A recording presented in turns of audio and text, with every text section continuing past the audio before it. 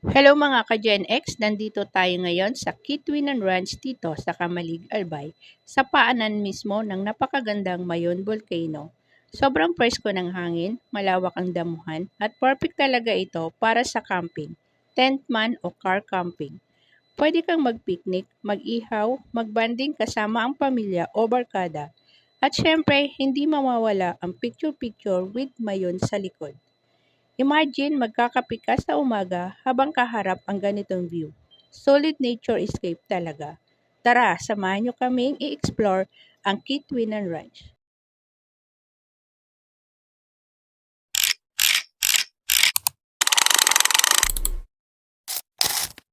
Andito tayo ngayon sa entrance ng Kitwinan Ranch dito sa Camalig, Albay. Makikita ninyo, maayos itong nakabakod at may mga staff na nakabantay para mag-assist sa inyo sa registration at pagbabayad ng fees. Meron silang day tour at overnight option. Depende sa gusto nyong experience. Para sa update details ng bayarin, pwede nyong i-message sa kanilang Facebook page at kung may tanong pa kayo, comment lang kayo sa baba, susubukan naming sagutin. Tanghali na nang dumating kami sa campsite. Kaya nagbayad na lang kami ng day tour at overnight para makapag-set up kami ng tent ng maaga at makapagpahinga. Nagtanong rin kami sa staff kung saan may magandang spot at dito kami itinuro kung saan nasa sentro namin ang Mayon Volcano. Sana mamayang gabi makita namin ang liwanag ng tuktok ng bulkan o kaya ang pagbagsak ng lava mula rito kasi isa yon sa mga gusto naming makita. Dito na rin namin ginamit ang pop-up tent na regalo sa amin ng aming subscriber last December.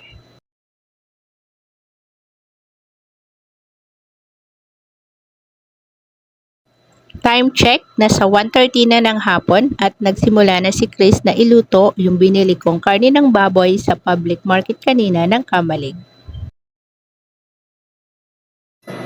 Alas 3 ng hapon nang kami makakain ng lunch. Okay lang yon dahil kanina nung nandun kami sa Kamalig Public Market, meron kaming mga pika-pika at merienda.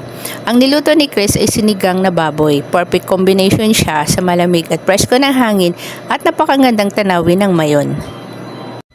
Na-enjoy namin ni Chris ang aming lunch at pareho kaming nakaidlip pagkatapos.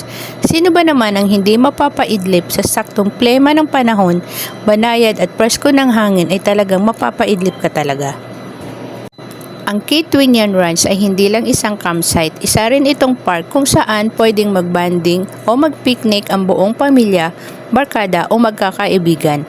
Malawak ang paligid at madamo kung saan malayang makapagtakbo at laro ang mga bata.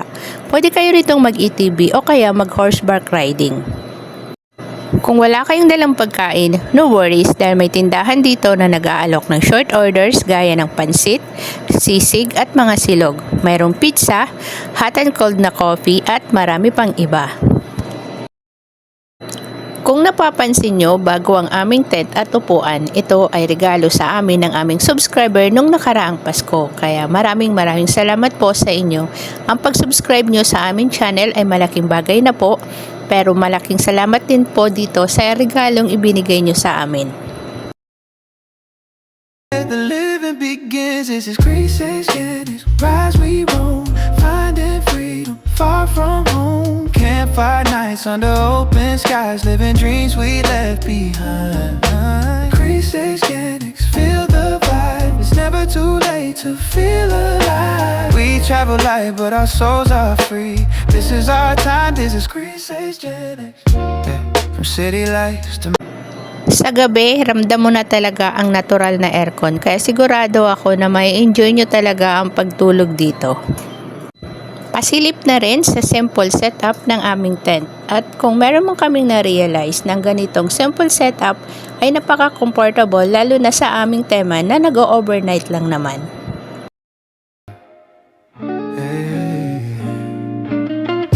We spend our youth chasing time, dreams on pause, just getting by.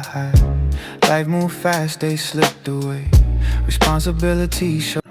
Time check, mag-aalas 9 ng gabi at kung napapansin nyo na merong namumula o kaya parang apoy, yan po ang tip ng bulkan.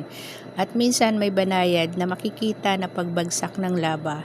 Napakagandang tanawin pero nakakatakot din isipin na ang sumabog ito noong 1814 na maraming buhay at kabuhayan ang nawala. Tahimik ang gabi dito sa Kitwinian Ranch ngayon dahil dalawang grupo ng campers lang ang nag-overnight ngayong gabi. Mga ka-Gen X, good morning. Ngayon ay January 26, 2026. 5:30 o quarter to 6 na pala dito sa Kamalig Albay sa Kitwinian Ranch. So, nag-aalas 6 na pero madilim pa sa labas. Pero check out na kasi kami ng 7 o'clock. So, bangon na tayo para magligpit. Then magkakape muna. So, ayun si Kulit. Gutom na. Yung tent na bago namin, okay naman siya guys. Kasi, hindi ko alam eh. Wala namang ulan pero nagmo-moist. Ayun o. Patay. Nagmo-moist dito sa loob. Patay. Good morning mga ka-Gen X. Time check. 6 o'clock ng umaga. At dito kami ngayon sa Kamalig Albay sa Kitwinian Ranch. Dito kami nag-overnight. At maulan na umaga ngayon. So check out na kami by 7 o'clock. So sana huwag nang umambon o umulan para matuyo na yung canopy namin bago namin maligpit.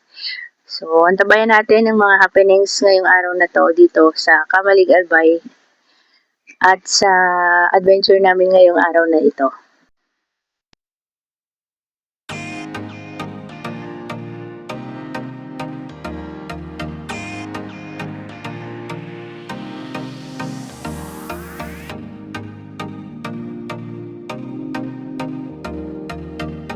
Ito pala ang CR dito na matatagpuan sa may bandang likuran ng isang pabilyon.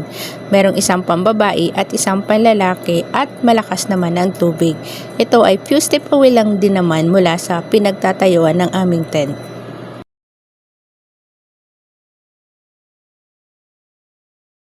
Yeah.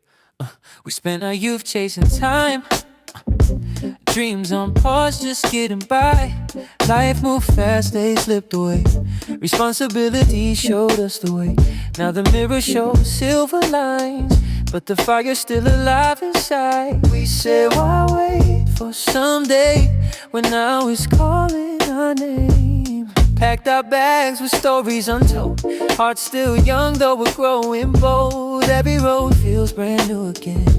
This is where the living begins. This is Chris H. Jennings. We rise, we roam, finding freedom far from home. Campfire nights under open skies, living dreams we left behind. Chris H. Jennings, feel the vibe. Time check, alas 7 ng umaga at napakalakas ng hangin na may kasamang ulan kaya sobrang lamig.